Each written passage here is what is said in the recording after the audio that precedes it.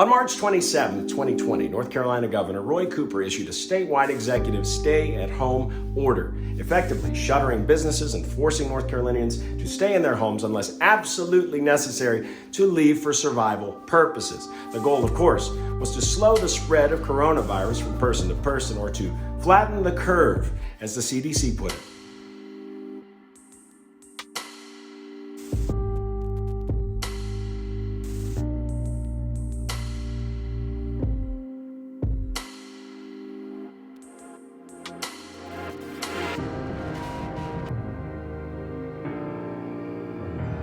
As you can see behind me, what was once a bustling mall is now a ghost town. How did this happen? How are people walking around wearing masks and gloves? And I do whenever I'm around others as well. How did this happen? How did this come to be? And was it all necessary? More importantly, is it necessary now? My business, Triangle Krav Maga, is one of the world's top fighting and fitness centers, and we have always gone above and beyond any of the required cleanliness and sanitary standards. That's one of the reasons why we were voted best in the Triangle 5 times. And given the current challenges in our community, we have absolutely no problem raising the bar when it comes to sanitation and health. We can have a thermometer at the door, measuring people's temperature when they come in, maintain safe training distances between people, and other best practices. However, here in North Carolina, we can no longer wait on our Governor, Roy Cooper, to restore our God-given constitutional freedom to run our own business.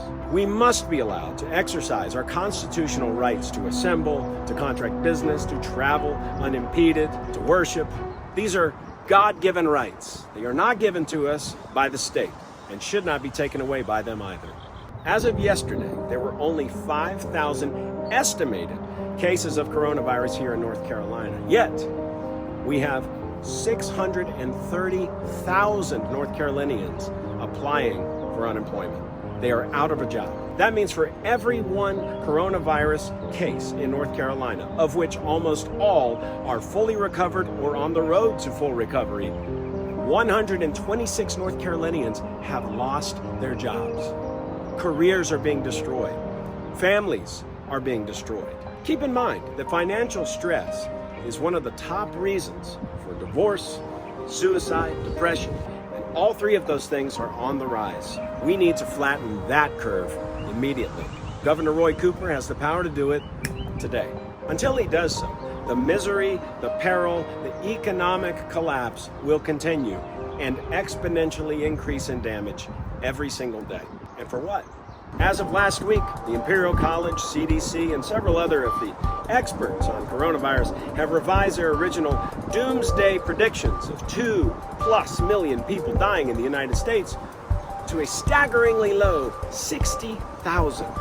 That's an important number because 60,000 is roughly the same amount of people that die from the regular flu every year in America. And as Governor Cooper is well aware of that, and well aware of all of the recent developments surrounding this super flu pandemic, his continued shuttering of businesses and keeping of citizens under house arrest is nothing short of criminal.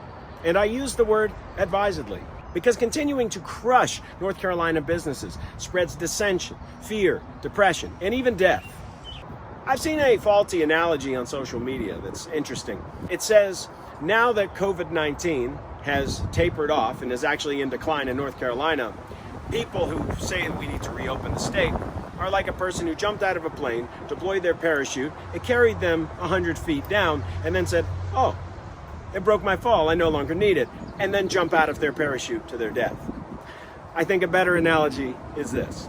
We jumped out of the plane, we deployed the parachute, we escaped death, now we have landed in the ocean. We no longer need the parachute, cut it loose before it tangles us up and drags us to the bottom of the ocean. My fellow citizens, friends, family, clientele, and fellow business owners, it is time for us to stand up for our freedom. Contact Governor Roy Cooper's office and tell him to reopen this state right now. My name's Molotov Mitchell. I'm a local business owner, and I want my freedom back. Do you?